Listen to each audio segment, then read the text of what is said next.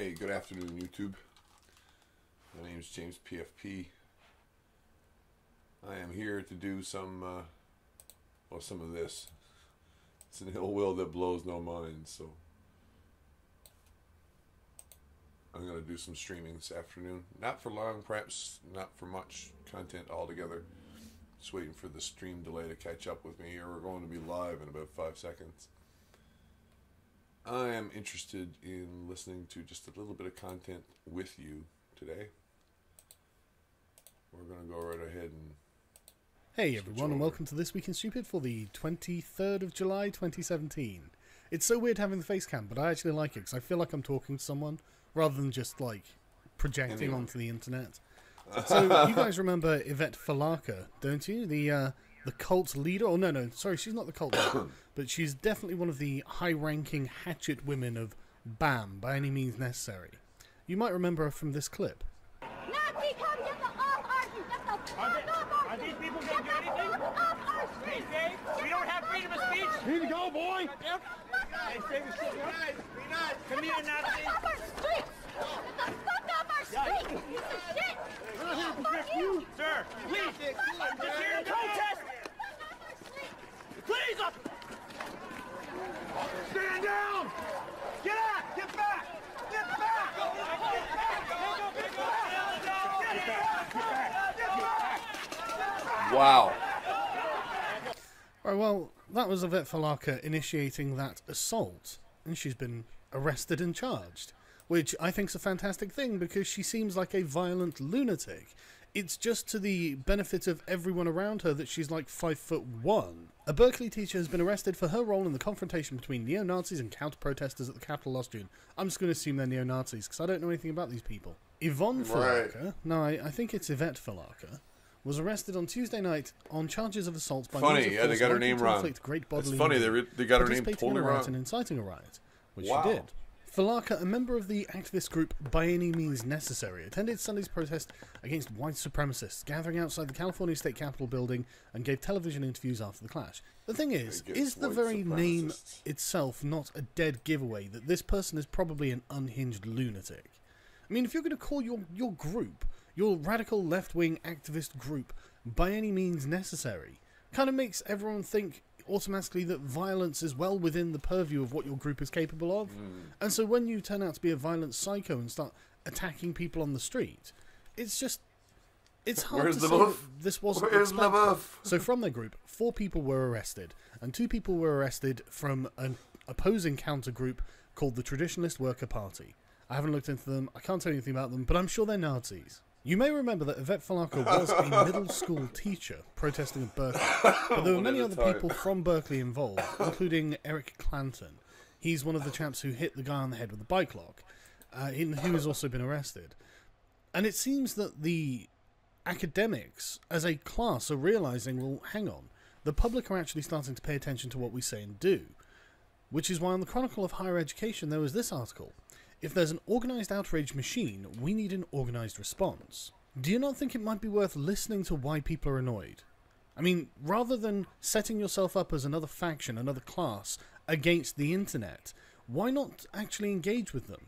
The professors who have engaged with the internet have done really well for themselves, because the public is crying out for populist intellectuals who will actually listen to their concerns, take them seriously, and try and figure out what's wrong and what can be done.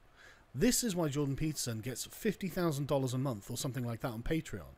It's because he's actually helping people. He's actually working for others, whereas you people appear to be working for nobody but yourselves, your prestige and your bourgeois careers. And we'll get to the bourgeois careers bit in a minute, because it's quite funny how unbelievably out of touch the middle class is with everyone else in society. I mean, in general, this is across all levels of society. There is a huge class divide between the working class and the middle class.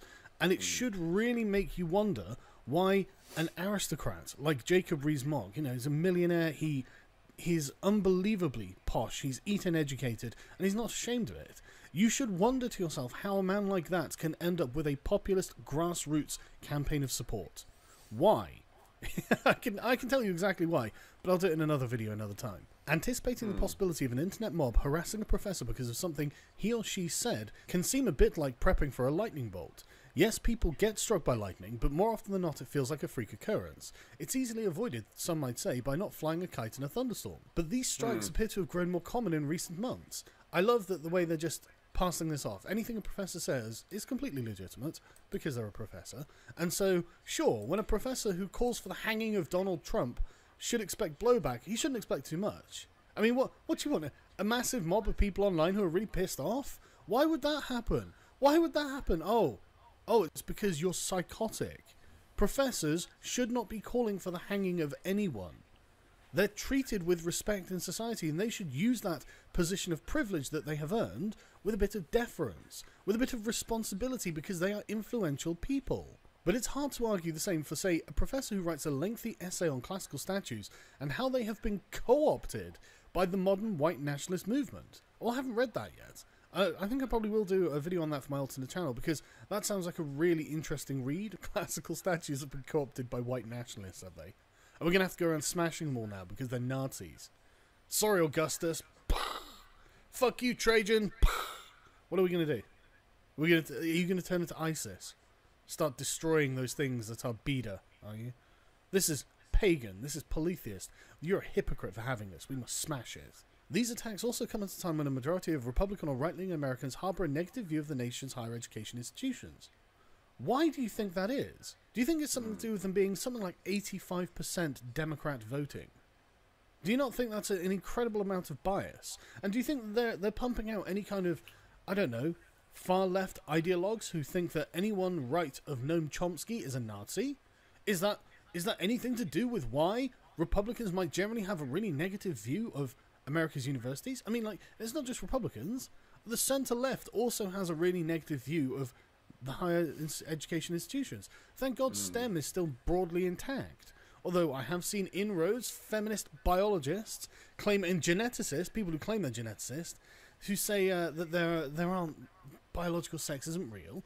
And obviously there are millions of genders, despite all evidence to the contrary. Some professors argue that it's no longer a matter of if the internet mob comes to the door, but when.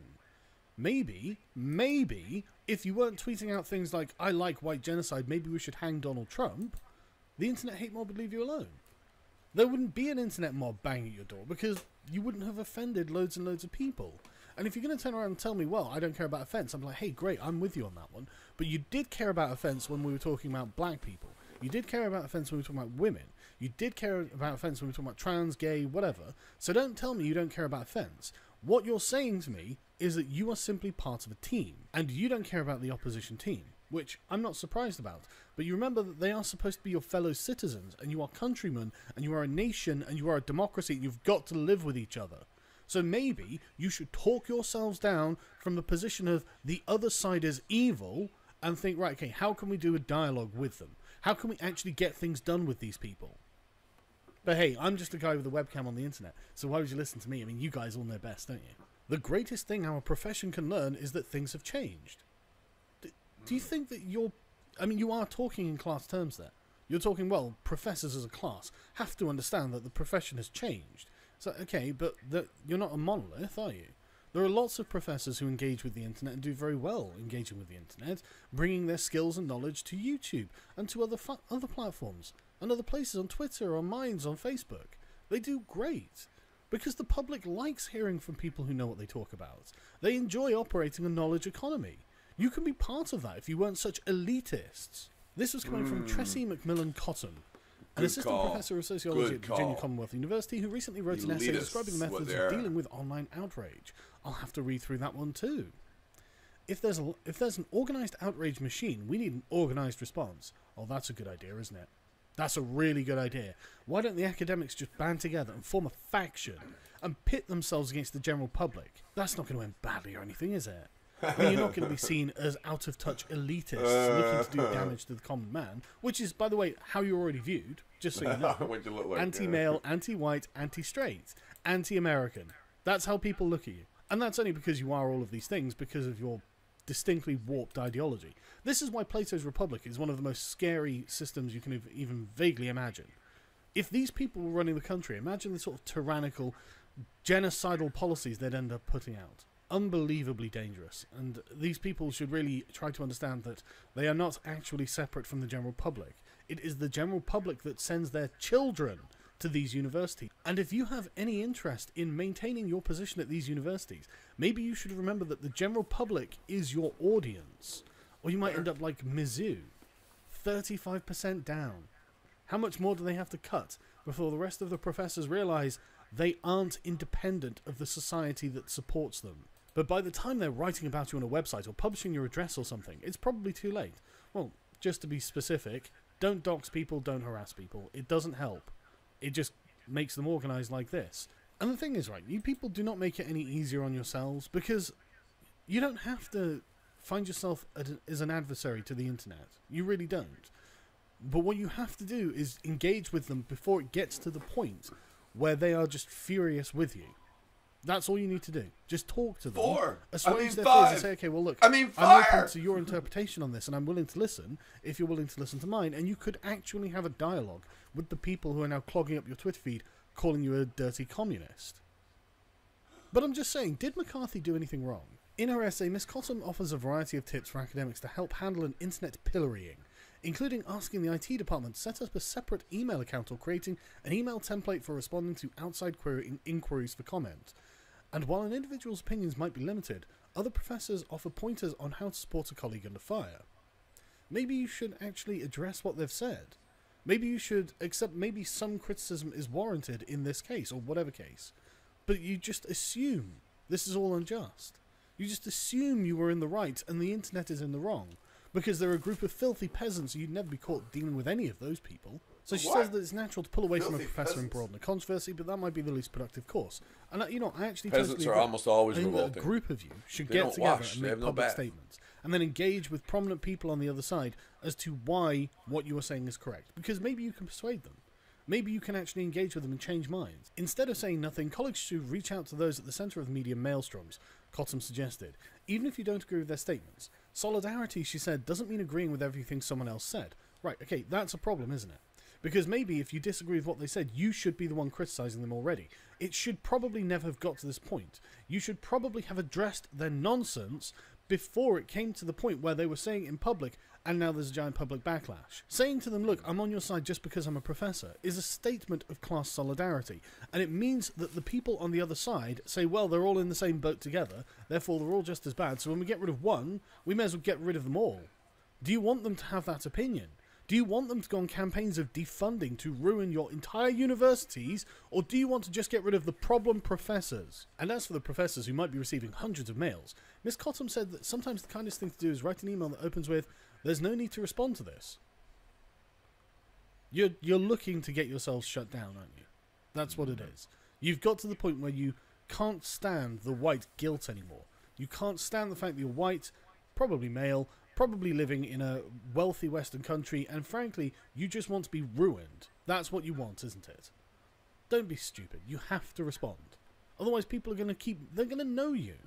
You know, do you understand there are hundreds of thousands of activists who are really pissed off with the way things are going, and they want, and I mean, that's just from our sphere. There are going to be millions in the Republican sphere, but they want you to be stopped. They don't like what you're doing. They view what you're doing as ruining their country. And honestly, I have a really hard time telling them that you're not. You know, I think you're doing that as well. Because it looks like you're trying to ruin your own country. And it looks like you're trying to do it out of a misplaced sense of guilt. Well, I'm sorry things happened in the past that weren't very nice. I'm really sorry. But we can't change that, and we're not doing those things now. So shut up. George Ciccarello Ma is an associate professor of politics and global studies at Drexel University in Philadelphia. His comments about... This is an ongoing point which she just made here. We're not doing those things now, is what he said. Maybe not us directly. Maybe not because we're all slave owners or anything. But there is still slavery happening worldwide. So that it's somewhere in between, right? Oh, they were just random comments about race, were they? Just comments about race. We're not going to go into it. We're not going to go into the fact that he was advocating for a white genocide or anything. Are we? I mean, he was literally advocating for genocide. Oh, it's just a joke. It's just a joke when a professor tweets out that all he wants for Christmas is white genocide. That's Not a deliberately inflammatory statement or anything. If he's trolling, that's fine. That's fine. He can just come out and say it. He can just come out and say, don't worry, I'm just teasing you guys. You know, and he can make other jokes about genocide. What about a joke about a black genocide? Or a trans genocide? Yeah. Come I bet on. those aren't very What's funny. stopping you? It's just jokes, George. They're just jokes. Go on, make one. Go on. You fucking liar. He says, you get to the point where you know it's not your fault. No, it is your fault. It's entirely your fault, George. It's 100% your fault. And if I tweeted out about black genocide and a bunch of black supremacist activists, Black Lives Matter activists, got on my case going, there is a black genocide, blah, blah, blah, blah, blah, I wouldn't be like, well, this is someone else's fault. Like, you would have to be a moron to think that. And was it George Orwell who said there are some things so stupid only an intellectual could have thought of them? I think it was Orwell. And you are definitely one of those people, Mr. Marr. You know that you're in the right, and yet you feel sort of surrounded. You were in the right calling for a white genocide, were you, George? Is that the case? Do you think you need to commit suicide, or is it that you're not white now because you're a Jew? You feel as though you're being pummeled and barraged, and especially for people who aren't used to this is a very frightening and dangerous phenomenon. Maybe you shouldn't publicly call for genocide from your position of power as a professor? I mean, hey, I know this is a radical solution to the professors getting insulted on the internet gap, but maybe, just maybe, this is your fault. While many other people might offer their support or solidarity behind the scenes, Mr. Sukarela said very few do publicly. What? Are you telling me that very few people nailed their banners to the mast of white genocide? I can't believe it, George. I can hardly believe it. No fucking shit, Sherlock. Yeah, no take. Some academics have started trying to prep for what they see as inevitable. Why is it inevitable? Why can't you just not be a total bigot? Is there any reason why you have to generalize and stereotype people? Is there any reason why you have to call for genocides? Is there any reason why you have to condemn the present because of the past, even though these things are two different countries? Why do you have to do that? I mean, isn't it just really bizarre and anachronistic to apply modern moral standards to past moral conditions? So Patricia Matthew, an associate professor at English at Montclair State College in New Jersey, has said that she started a reading list of best practices for professors and administrators in dealing with digital disarray. Her list includes toolkits on academic freedom from the American Association of University, blah, blah, blah. She says, I thought, no, we have to educate people in power, and I think colleagues who want to be allies but don't know what to do. That's it. People in power are using their position of privilege to call for things like white genocide. But it was just a joke. It's just a joke. It's not genuinely a position he holds or anything. It's never actually about what the person said. Okay? It's so easy to think, well, if they'd only said it in this way, or if they'd not used that term, then this wouldn't have happened. But that's not true. Every time an administration participates in this, they're emboldening groups of people to keep at it. Well, what is it then? If it's not about what they said, if people weren't actually annoyed that, for example, Cyril Omar said, all I want for Christmas is white genocide, whereas Jordan Peterson said, you know what you need to do, clean your room, why are people pissed off at Cyril Omar and they love Peterson if it's not about what they say? What is it about? What is it about if it's not about that? I mean, it appears to be an expression of your ideology, and your ideology seems to be intersectional, postmodernist social justice, and Jordan Peterson's ideology appears to be not crazy. So, you know, it's up to you to determine what it is so you can tell us, but from our impression of it, it doesn't look good for you. And it doesn't look good for us if we were to believe what you believe, because that would put us at the bottom rung of a caste system. And I don't know whether I need to tell you this, but most people, even conservatives, would consider themselves some variant of liberal, and we don't really like caste systems and aristocracies. That's one of the things that that was one of the purposes of liberalism. I don't need to tell you, but for anyone listening, that was one of the driving purposes of liberalism, was to abolish the aristocracy. And I don't think instituting a new caste system is exactly something that liberals are going to agree with. So maybe, just maybe, you should take your progressive stack and shove it up your fucking arses. But this is the bit that annoys me the most, I think. In cases when an instructor comes under fire, his or her administration's response can be crucial. recriminations or suspensions could signal to outside aggressors, not the public now, outside aggressors, now it's an enemy army, that the strategy is working, some academics say. What? Don't you think you should be held accountable for the things you say from your positions of power? Do you not? Do you think that, in fact, the academy itself should act as a fortress? It should, pull up the drawbridge, get archers on the walls, and just start firing back at anyone who happens to be outside. The barbarians at the gates. Because that's how this comes across to me. Already this year, several university administrations have criticised instructors who have come under fire for the things they said, and sometimes punished them too. Yeah, well, maybe they did something wrong. Maybe they should be punished. Yvette Falaka, do you think she shouldn't be punished? Not that she was a professor, but, This is... what was it? Eric Clanton, do you not think he should have been punished? Tuesday, right? Do you think that it was just okay for him to assault someone with a bike lock? At least two digital skirmishes this year have led to the temporary closure of campuses, Evergreen State College and Trinity College, which affects not only faculty but student staffs in the local community. Yeah, maybe you should be more responsible then. Maybe you shouldn't be cooking up ideologies that are broadly attacking white people, or men, or straight people, or whoever.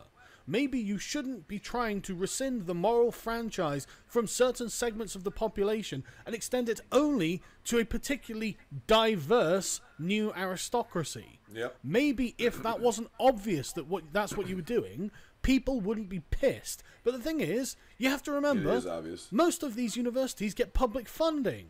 Fuck you! Why do you deserve everyone's money for you to go and take a giant shit on them? You can cook up whatever kind of sophistry you like, but that doesn't mean they have to endure it. But what's worse is your attitude. Your attitude is what has to change. Your attitude to the general public, your innate sense of superiority has to change. Because just because these people didn't go to Drexel Community College, or whatever it is, wherever it is, doesn't mean they're not intelligent people. It doesn't mean they're not educated in other realms. But you've got this incredibly elitist attitude, and it comes from being cloistered away in your ivory towers, and you've got to drop it. Got a really great article here. It's not from this week, it's from the week before, but it really highlights the sort of thing we're talking about. Because I'm sure you remember from the last video where we found that the number of black enrollments to Missouri... This is like a leftover from previous weeks, what he's saying.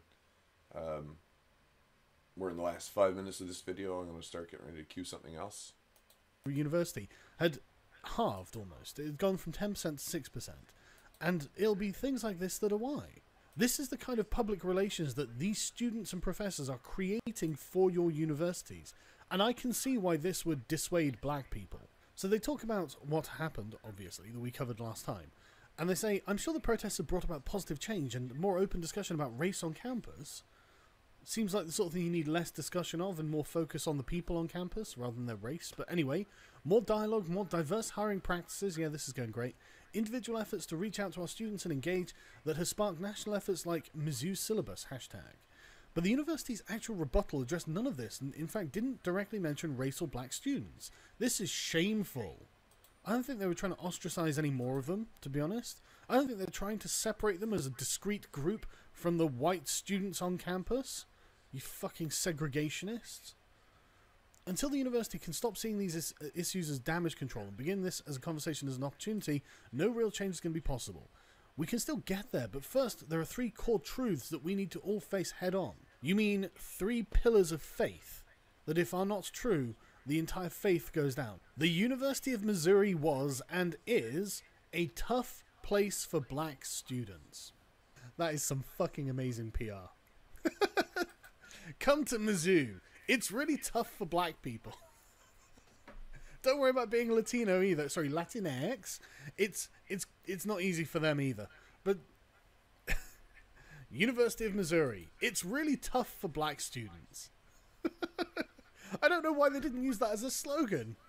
I mean, you think they'd accept the reality of race at Missouri, wouldn't you? During my 7 years as a professor and news director at local NPR affiliates, each semester we welcomed an army of new, hyper-ambitious and accomplished students from diverse backgrounds. It's just propaganda, isn't it? The way they talk is always propaganda.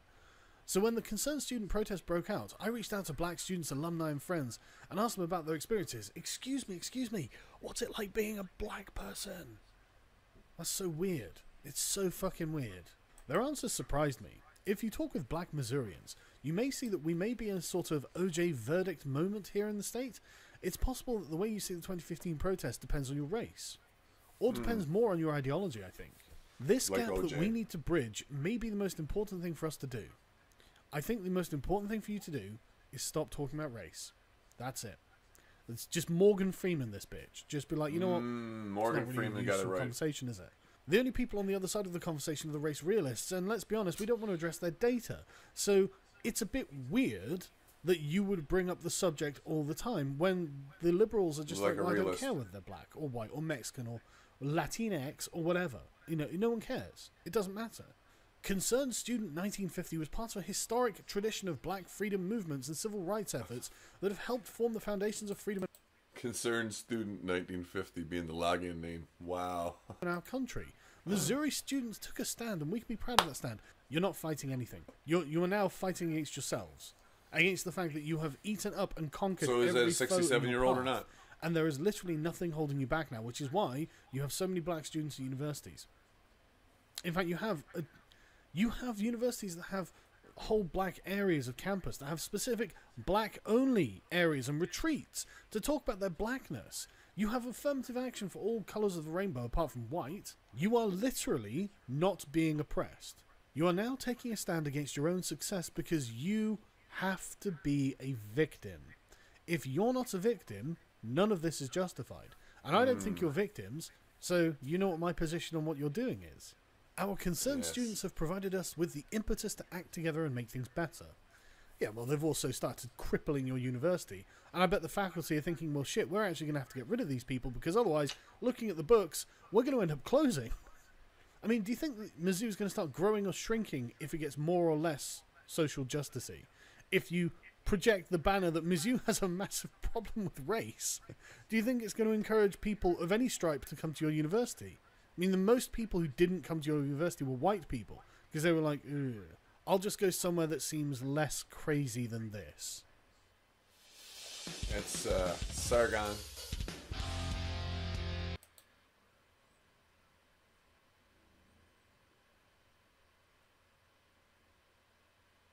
His will not work.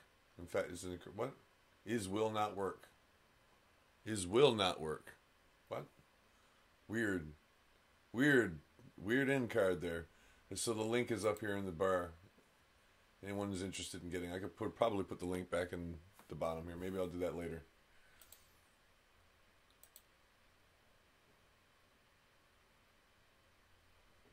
This is the more important story right now. My name is H.A. Goodman, and I'm an author, columnist, and journalist. To read my writing, go to counterpropa.com. To see my appearances on MSNBC, CNN, warning the world that if Clinton is nominee, she loses to Trump. You can go to hagoodman.com. To support this YouTube channel, go to my Patreon link below. On my website, hagoodman.com, you can read my writing in The Hill, The Huffington Post, and Salon as well. I'm just reporting the news. Happens to be that the Young Turks and Jordan Sheridan in particular continually show their true colors. And it's so overt that it's not about progressive or conservative or, you know, right, left, Trump, Clinton. It's not about that. It is about DNC fraud lawsuit and why the Young Turks won't cover it, and why Jordan Sheridan right now took a screenshot of these, in addition to interviews with lawyers, have done 3 other videos. Sorry, lawyer death threats isn't news story. I find this egregious. I'm not even, if you notice, I'm trying to be kind of respectful here and just usually, you know, sometimes I'll use profanity. I disagree with Jordan Sheridan. If he ever wanted to, well, if he ever debated me, I would easily defeat him in any debate. Jordan doesn't really debate. He goes places and reports for Cenk Uygur because he works for Cenk. But there's no debate to how ridiculous this statement is. In addition to interviews with lawyers, have done 3 other videos. Sorry, lawyer death threats isn't news story. Elizabeth Beck has been on several stations, outlets, letting everybody know that they fear for their lives. Jared Beck has been all over social media, on news outlets as well. Tim Black, Elizabeth Beck, Jared Beck was on Tim Black and Elizabeth Beck. Elizabeth Beck was just recently on InfoWars, stating that they fear for their lives. DNC fraud lawsuit. The other night on Higher Bastard. Fear for their lives. How can Jordan Sheridan or how can the Young Turks say this is not a news story? Sorry, lawyer deaths isn't news story. Then he goes on in a tweet prior, so, well, you know, he's a public figure and he's received death threats. Everybody has in some way. Haven't you seen The Firm, H.A.? Everybody who's on the internet that has I'm only being sarcastic. 5,000 being followers, sarcastic. I like this guy's work. On Twitter, and maybe as a writer or a journalist or has done something people don't like, they've received some kind of threats. Everybody has. What does that have to do, Jordan, with the fact that Jared and Elizabeth Beck live in Miami, and they've not only has an attorney that they work with received threatening phone calls from Debbie Wasserman Schultz's office, but you have Barrington J. Wise in it, Sean Lucas, Seth Rich, and you have everybody else. Klaus Aberween. You had, GOP operative. Not saying that Clinton. There was a dude found dead in Haiti I'm saying that you have a situation where their own Sean Lucas is no longer with us anymore, and they're fearing for their lives, especially with Barrington J. Wisenant, who could have been working on something directly related to the DNC fraud lawsuit. It's just unbelievable how the Young Turks brand makes so much money off the anger and frustration of Bernie voters, yet are too cowardly just to ask John Iadarola. Donations are donations. The original, the beef with me and Jordan, I don't really care about. I'm sure he doesn't care about either. This is like not even a rivalry. They're completely discredited when it comes to the DNC fraud lawsuit.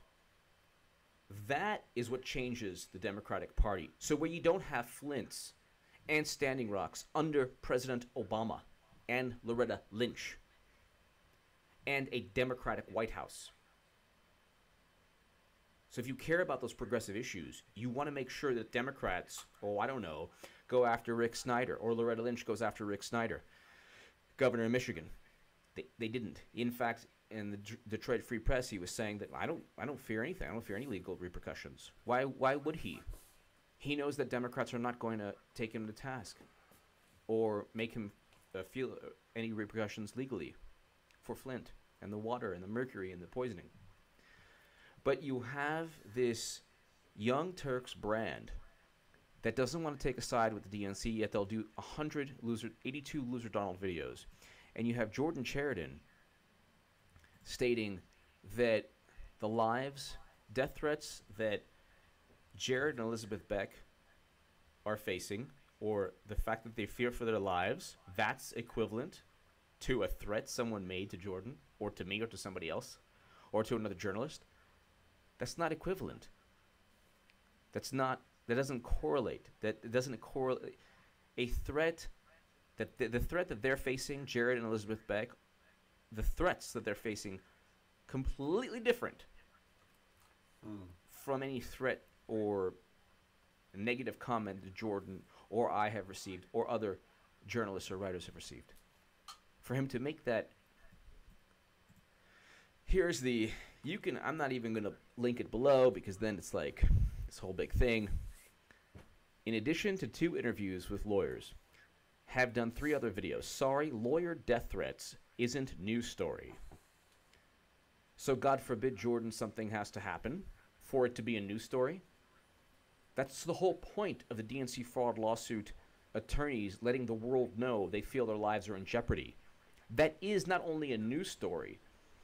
We are all morally responsible in terms of morality and ethics to publicize this. I have done so. Tim Black has done so. Zach Haller has done so. Nico House has done so. Hard Bastard has done so. Just 5. Many other people have done so. Why is TYT on the fence, or not even on the fence? on the fence would be a good thing. They're completely and utterly silent. And then you get this from Jordan Sheridan. In addition to interviews with lawyers, have done 3 other videos. Sorry, lawyer death threats isn't news story. I apologize to Jordan Sheridan if I'm actually reading this wrong. But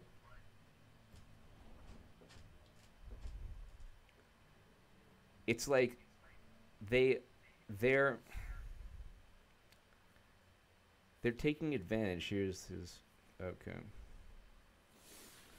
They're taking advantage of all the frustration from Bernie Sanders voters and are too cowardly to go ahead to actually report the truth. Public figures get death threats. I have. It's not something I would cover, whether I agree with lawyers' cause or not. What does that even mean? That's absolutely ridiculous. You're saying that any threats you've received are the same equivalent of threats that Jared and Elizabeth Beck have received in a DNC fraud lawsuit where people are dropping like flies that have links to the Democratic Party, where even you have said that Seth Rich, Kim.com, willing to testify, it brings questions to everything that took place with Seth Rich. And then you write, in addition to 2 interviews with lawyers, have done 3. Sorry, lawyer death threats is a news story. I don't know. I'm going to get people saying, well, why are you still talking about this? If you think this is not, if you think that it's normal for a journalist in the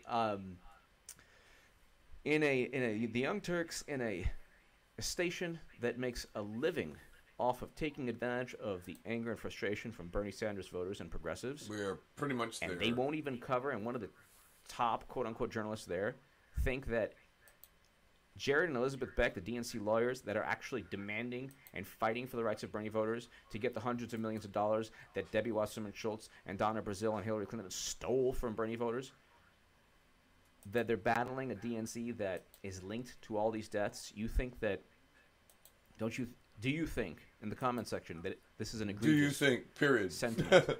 In addition to interviews with 2 lawyers, have done 3 other videos. Sorry, lawyer death threats isn't news story. And he was responding to independent outrage.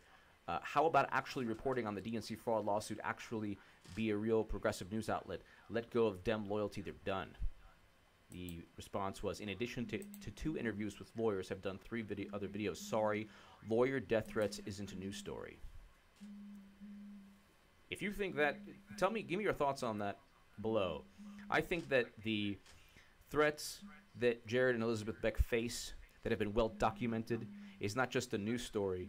It's incumbent upon all of us to publicize and to protect and to defend Jared and Elizabeth Beck. Give me your thoughts below. Thank you so much for listening. I'm going to give him a thumb up for that. It's a pretty good piece. He held his tongue the whole way through on a Sunday afternoon. It's pretty good. All right, everyone. Trump has suggested he has complete power to pardon, which is more or less true. He appears to have been using this in reference only to Jeff Sessions. More or less true. Might not even need a pardon. It doesn't seem he actually did anything illegal.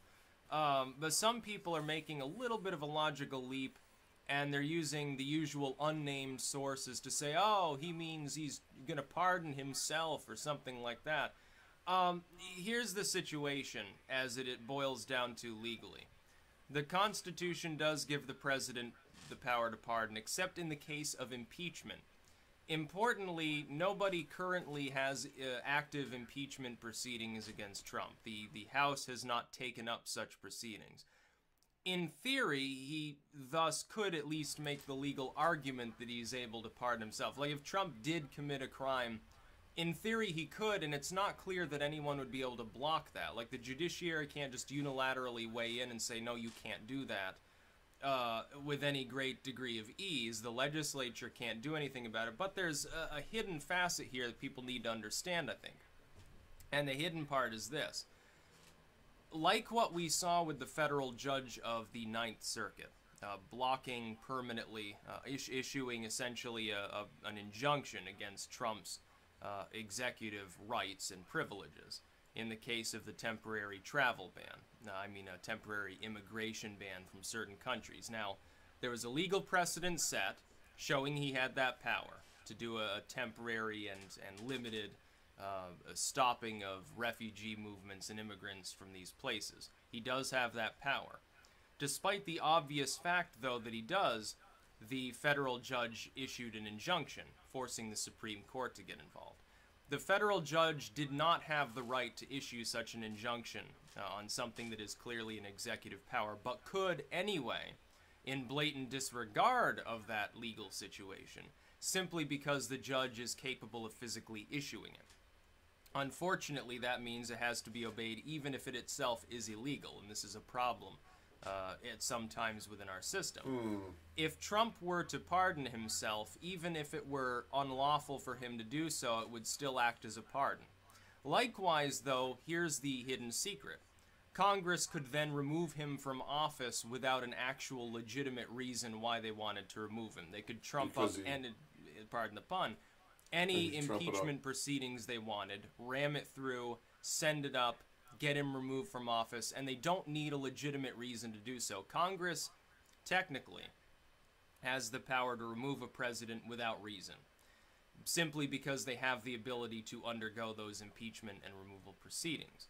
Now, they're supposed to have a legitimate reason, an actual charge that they can show to general satisfaction that some wrongdoing has been committed.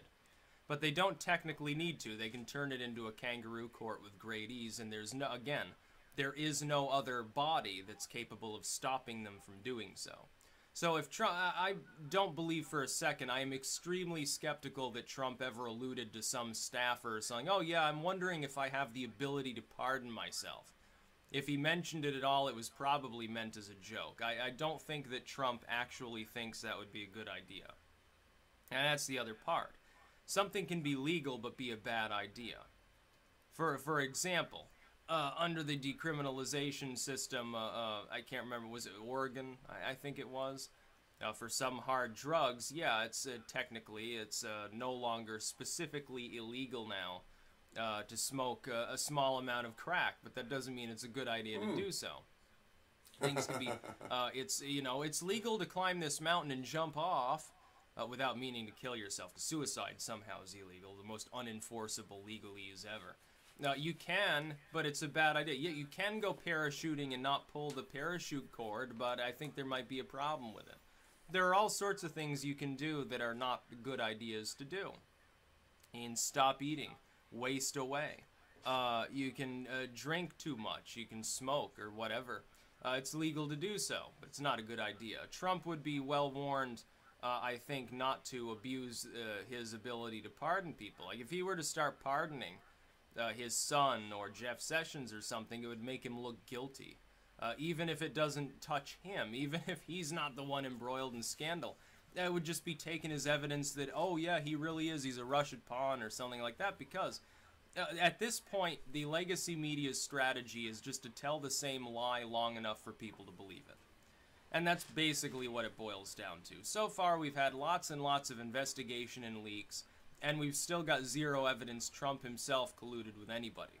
We have reason to believe that people around him showed poor judgment and did things that were not great ideas, not necessarily illegal, but unethical, certainly. And that appears to be the case with Sessions, possibly with Trump's own son.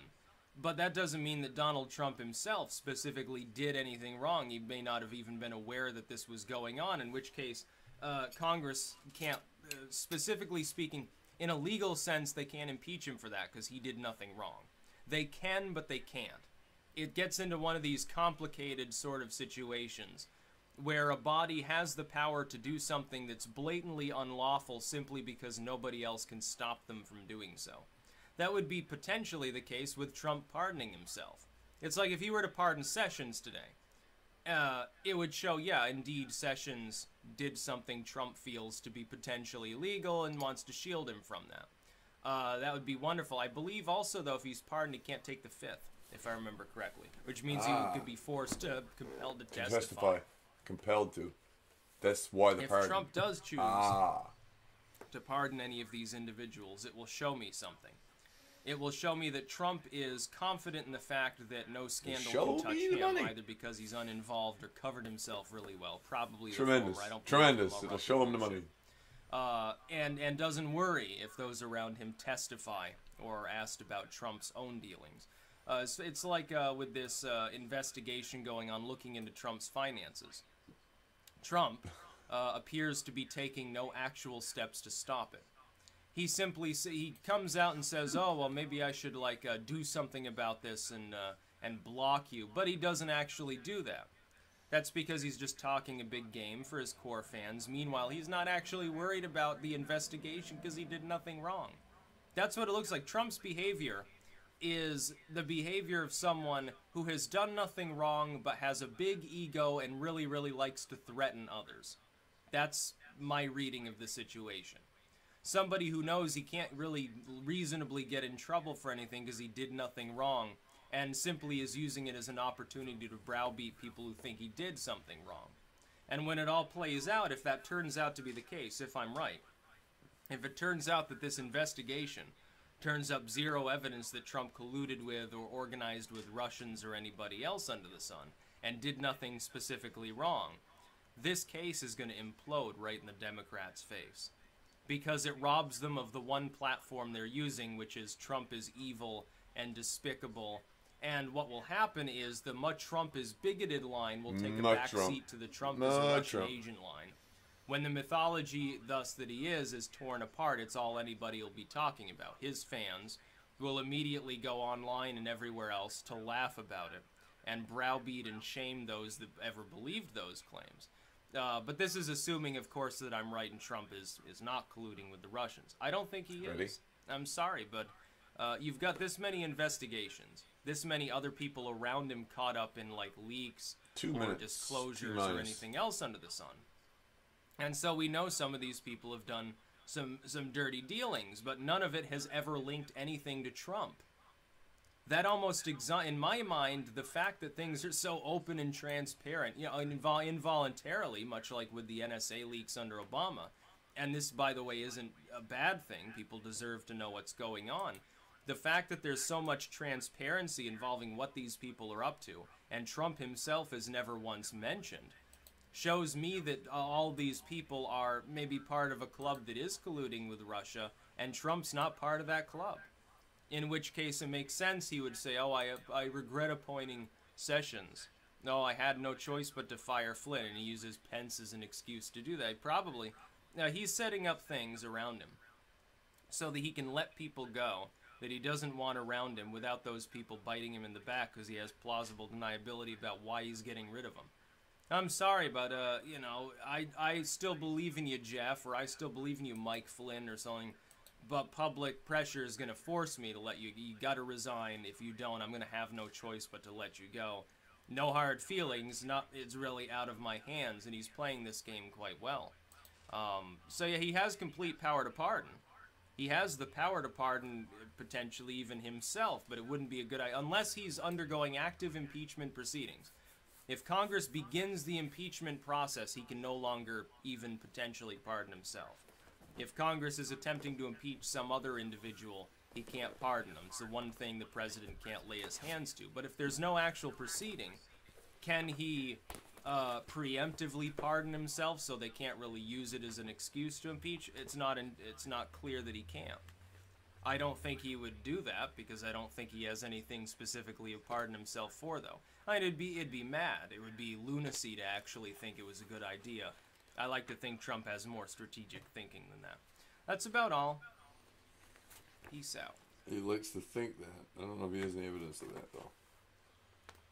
Well, Trump's got a lot of smart buddies. That's the truth.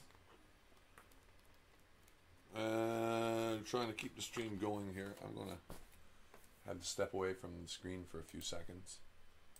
I'm going to set up some music before we do that.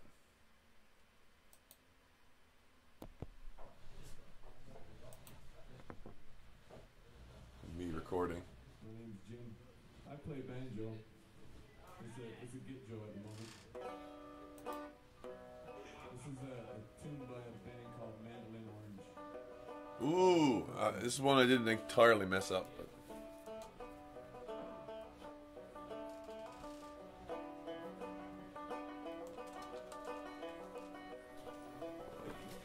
First heard this tune on YouTube. Fell in love, started singing.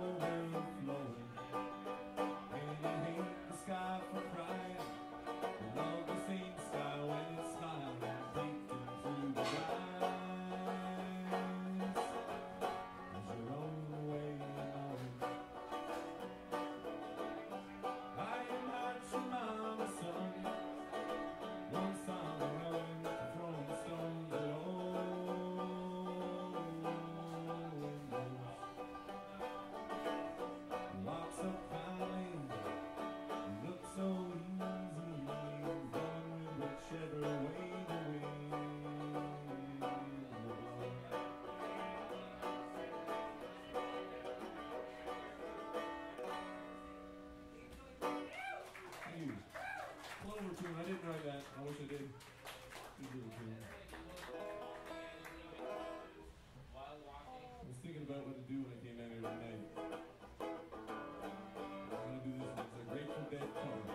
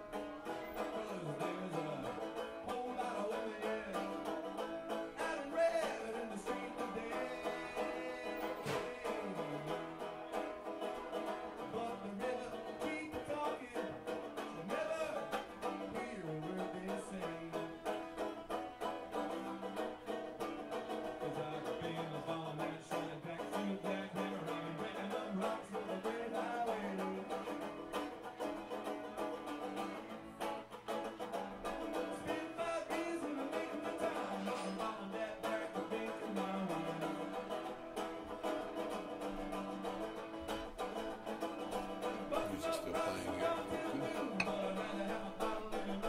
So we're well into the second one.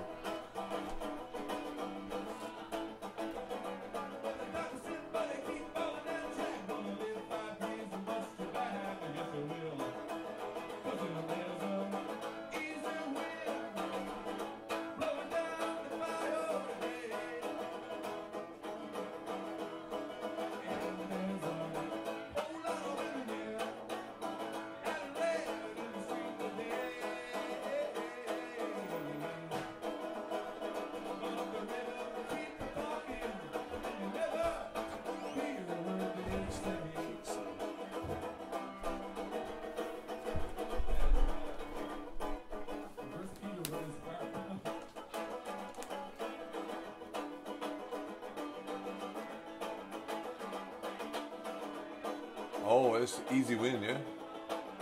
So,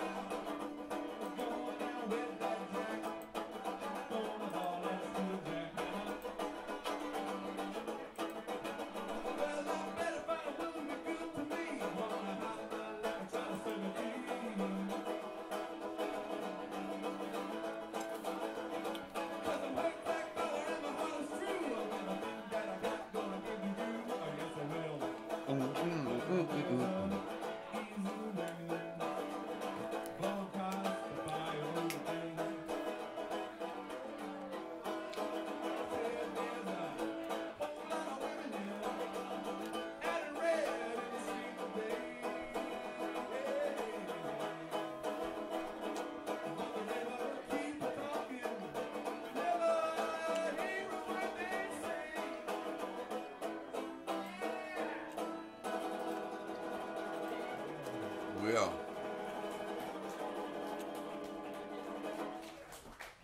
I haven't been playing that for a while, but I like that tune. Yeah. I certainly like getting the clap too. I mean, don't get that the wrong way. Let's try one more from Styx here today. All right, everyone, it's time to talk about Vermont issues. Number episode 5. High taxes, sort of the regulation and poverty problem. That's a Canadian here in the issue, state high of Vermont, taxes. 'cause a lot of people, they don't really know anything about Vermont or even northern New England at large. There's similar problems in Maine and New Hampshire to an extent. Vermont, I think, has this problem in the most prevalent manner. Maybe slightly wrong for some communities, but overall, I think it's pretty inarguable.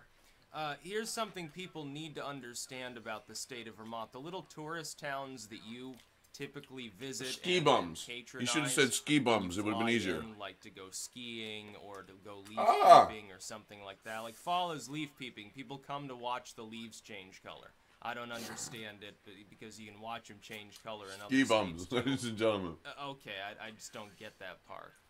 They come here to go skiing. It's like you could also go to. There are places in New Hampshire you can ski. There are places in Colorado certainly that you can go skiing. For some reason, a hell of a lot of people like it here. It's like the Rutland population almost doubles the metro area's temporary population during the peak ski season. It can double. You can end up with like 55,000 people temporarily residing in and around the general region. Where the metro normally has like 25,000 people in it. I can remember Woodstock, a little village that I grew up. We finally got to Woodstock. We was having so much fun. Sorry. In. You wouldn't believe how many people you'd see there during peak tourist times, including midsummer for some reason. It seemed like a lot of people came from like the Middle East. Don't do the brown acid, man. It's just a bum trip. We'll go over to the tent. We'll take care of you. Don't try the brown acid, I man. saw dudes in like full like Saudi robes walking down the street. I'm going to assume it was some Saudi noble or something if he's vacationing in Woodstock of all places. I can remember that. I was like, whoa, that's pretty cool. Yeah, at the time I was like, it's awesome to see. I guess it's like I wanted to go ask him questions. It wouldn't have been a great idea though. But I mean, several thousand people would pour into this relatively small village, at not just the Woodstock Inn, but all of the Shire Motel and all these places would be jam-packed with full reservations for months at a time. Like, they make a killing. Honestly, helps the local economy. But what people don't realize is that there's a little bit of a darker side to Vermont. And that's that because of our massive tax rates, our basically anti-business social situation, that is, the government here doesn't really like businesses moving into the state. They say so. They make a big show about wanting to attract business, but unless it's a green energy firm or a really squeaky clean tech startup or something, they really don't want local businesses. They don't want apparently any business at all. They want to retain. They want to retain the businesses that are already here. And if one of them folds, they make a big stink about it, and they try their best to throw subsidies or whatever their way. But ultimately, businesses have a real difficult time maintaining in Vermont. Unless it's in a tourist area, unless they're connected with tourism, in which case they make half their money out of a few weeks in the year. Unless that's the case, and that leads to a lot of, by the way, temporary job positions that don't really help the population, which is why we have the unemployment we do in most cases. Now, unless they're like that, the government doesn't care if they're here. It's like I can remember for years and years when I was a kid, and this goes hand in hand with the NIMBY stuff. McDonald's wanted to open up an outlet in Woodstock, the village that I was living in. And they never would let them. They would never zone the land for them. It's like everything, nope, sorry, we're full. There's no room to expand. See now the green here's a in the village cup? of like 1,400 people. There actually is plenty of extra land that the township could, decide to allow to be developed. It's not like there's no empty space along the main road. The area that they wanted to relocate to already had like a gas station and the town, like I believe, like the fire and police service stuff. So it's not exactly the touristy part of Woodstock. It's like apart from that. and like the so-called downtown is the tourist core of this little town. It's like when I was over there going through Woodstock through to Bridgewater for my grandfather's funeral. That wasn't even peak tourist season. It was still jam-packed. I mean, none of the stores were even playing Petula Clark at that time. There's this little village. It doesn't even really have blocks as you would generally describe it. It looks more like some little western town, only more humid. During the 1800s or something. It's basically everything's on this one main road for the equivalent of maybe 3 blocks in length and 1 in width. And those are the businesses that you have there. That and the inn and stuff. They have the big Central Park set up and stuff, which, by the way, does actually have the cremated remains of a Victorian so-called vampire buried under the center. That actually is a true story. It's not fake. They thought it was vampirism. They decided to inter this individual there under the crossroads to keep him from rising from the dead because they didn't know anything about tuberculosis. Just sort of the way that it worked during the New England tuberculosis scare. But, yeah, the state has massively high taxes. We've got a fairly high sales tax. The property tax is massively high. Unless you're on the impoverished side, if you're making less money, they adjust it downwards so that people can hopefully retain whatever land or home they've managed to amalgamate in their general poverty. But those are high. The state income tax rate is insane. Like, I can't remember what the bracket I'm looking at is going to be, but it's pretty high. Like, if I move to almost any other state, the top bracket, if they have any state income tax at all, would be lower than what I'm going to have to pay on the income that I'm already making. And this has been a problem for people who are more on the entrepreneurial side. There's no reason to stay in the state. And these high taxes, by the way, don't even pay for, like, really good infrastructure. You'd think, if the state tax rate is high, you'd think, well, they're spending on infrastructure and education and everything else. They do that for education in this state. We've got, I think we're number 2 in the United States as far as our educational attainment. I think Minnesota finally pulled ahead of us, but I think we might have pulled back ahead of them as well. New Hampshire's up there. They've got a roughly similar situation. But you go to New Hampshire, they don't have the sales tax. I believe they don't have a property tax for many types of properties. And the cost of living is lower, and yet they manage to attain that. And it's not like they're living in squalor with, like, high crime or anything. It's because we've got this, like, cottage tourist industry, and that's our whole budget. So they want to keep it green and have, like, the green energy, but they don't want it they don't want wind farms, and they don't want solar fields, and they don't want people to hook up home solar without being regulated. Fuckers. Because we're a regulation-happy state, too. What the tourists also don't see is if you go to any of the more urban-y spots in Vermont, like parts of downtown Rutland around the Gut, or parts of certainly South Burlington, there is rampant poverty. There's some urban decay. Part of it is opioid-related. Part of it's related to the tax rate and the fact that a lot of people can't find jobs. And as far as our unemployment rate being supposedly really low, I question that. I think if we accounted for underemployment, we'd be one of the worst off states in the country. If we accounted for people who, because of the regulatory and tax situation, can never find a job that gives them more than $1 above minimum wage, and so they're trying to make ends meet in a high rent state too. Like, we have problems with that being cost. I looked around. See, I like to do some shopping comparisons here. I looked around at other states, their tax rates, how much it costs to rent, how much land costs and stuff. And you wouldn't believe how expensive our state is. It's on par, on par with parts of California or something like that. Oh. It's very expensive, and you don't even get the nice weather here. Yeah, you have less crime, maybe better educational rankings, but unless you're raising kids in the state and you're independently wealthy, that's not really helping you. And what happens in this state is we produce very, very literate young adults. Gee, I guess if there's like a high rate of ski bumism in Vermont, that Justin Trudeau must spend some time there. Adults. They get like the top tier high school education they could get. It's on par with anything you're going to find in Germany or Switzerland. And because of the Lots regulatory of ski and bums tax there, too. situation, there are no jobs for these very literate individuals. Those who have done very well, and they go to college or something, whether in-state or not, and half the time they leave the state even for that, because out-of-state tuition in some states is lower than our in-state tuition. They go to some state college or something, they get a world-class education, they're on par with anybody educated in public Ivy. And then they leave the state, go make their fortune. When they're old, they come back.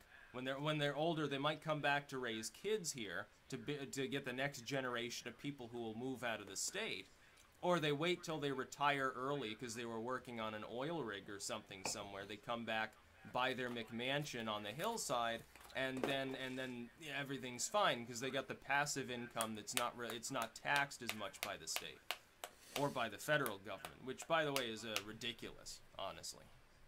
It strangulates the economy. We should be prioritizing those that are actually working at the time, and not spending so much fucking money on all these other things. But is Vermont a good place to start a business? Yes, if it's green energy, that's fine. If Okay. it's small tech related, if it's something that can get a subsidy, like a handout from the government, you'll do just fine, because then the state will say, oh, welfare or something like that. Otherwise, no, you wouldn't want to open like a restaurant no.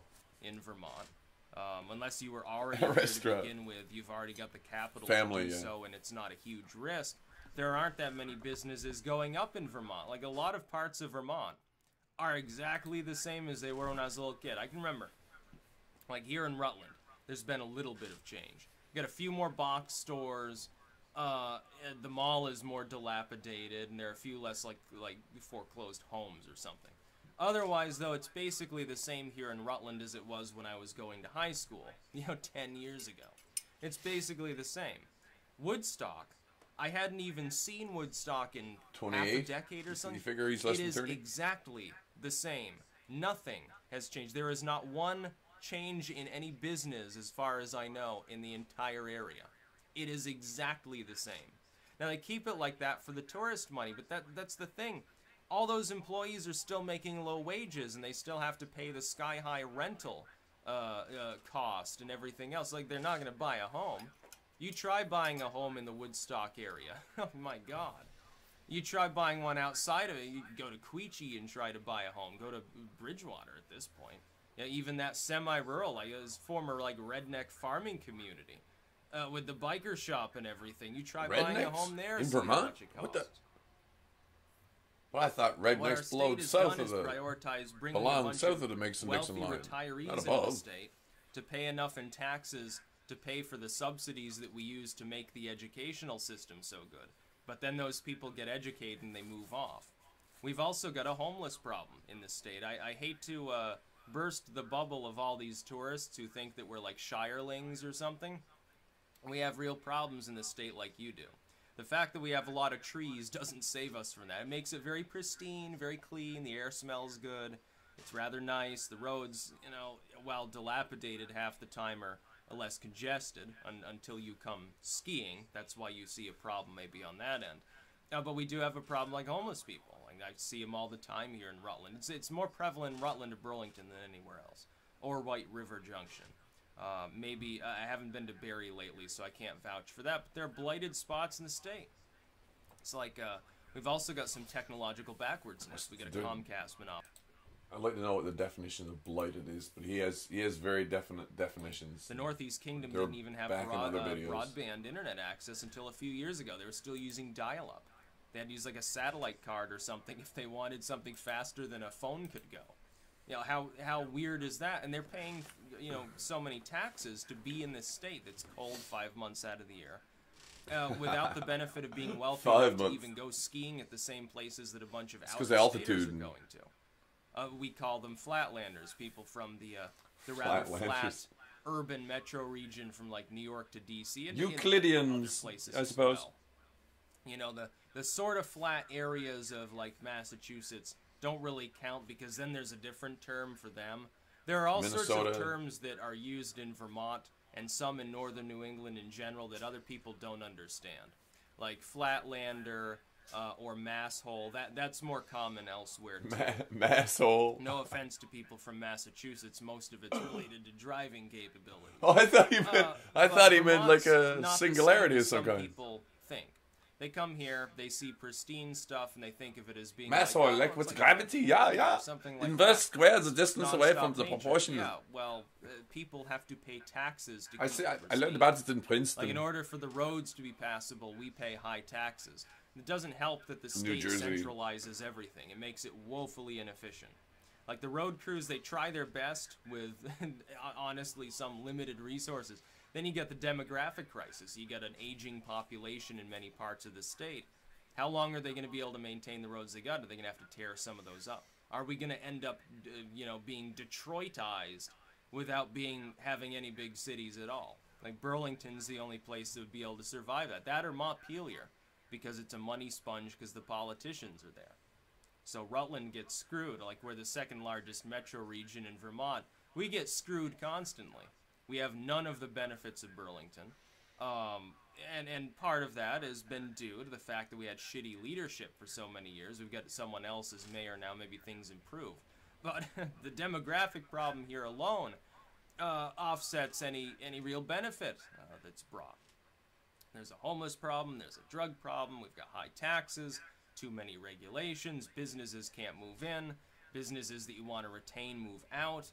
People move out as soon as they graduate so they can go get a job in some city somewhere. And that's basically what happens. Like, I like it for the small town feel, but there are other small town America places where the taxes cost half of what they are here. They're half the regulatory burden.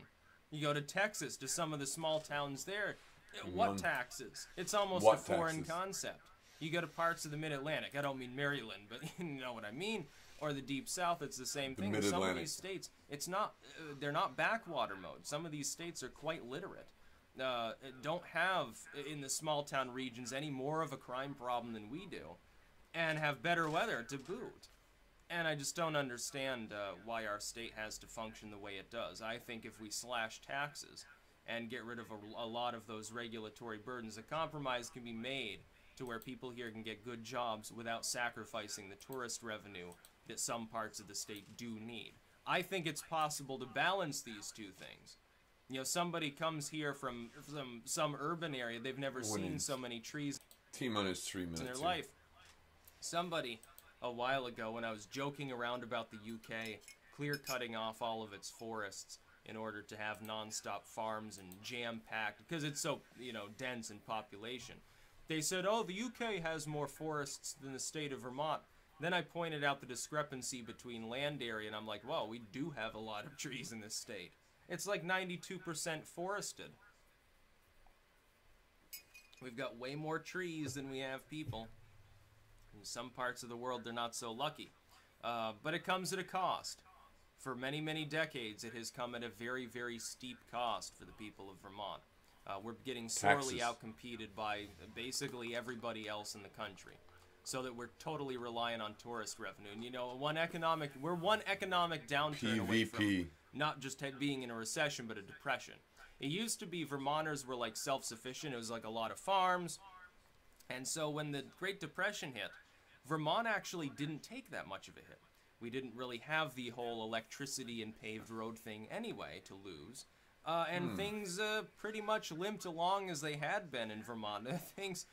During that period of time, we were heavily advertised even then as a tourist enclave. It's like, oh, it's beautiful up there, and forget about all the economic problems, because they never had an economy, basically. It was like the Shire, essentially.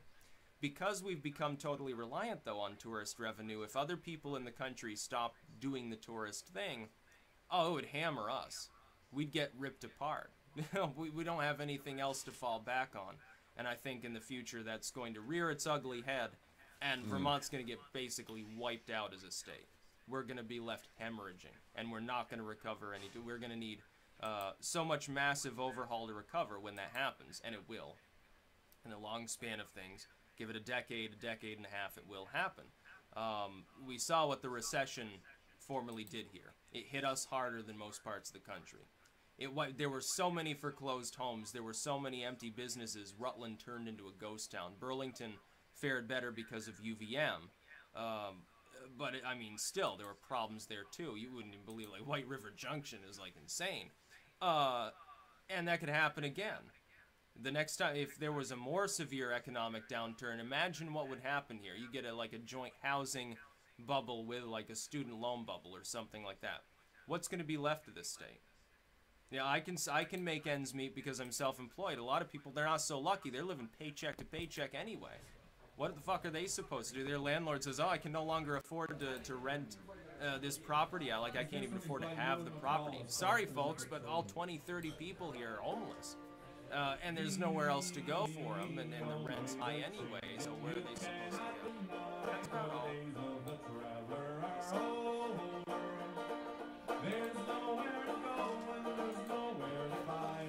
Nice pick for this one.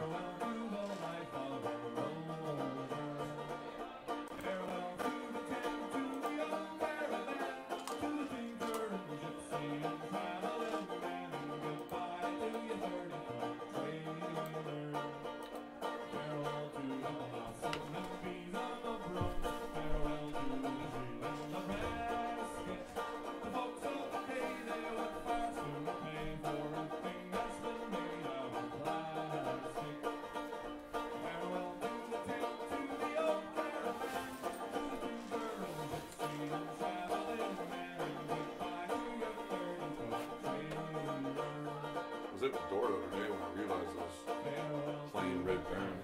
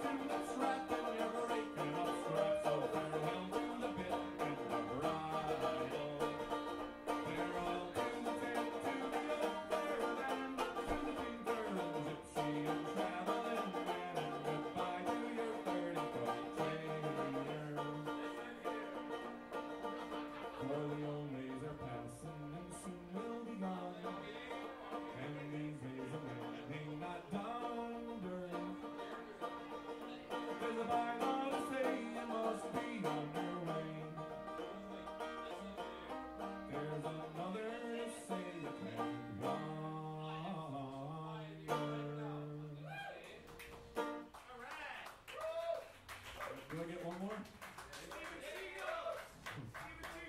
Steven C. What was that? I'm supposed to fire you. What? Anything. Anything, okay. I don't know any seagulls though. There's people from Virgil, I don't know anybody over there. You didn't know that, did you? That's their nickname. Gulls.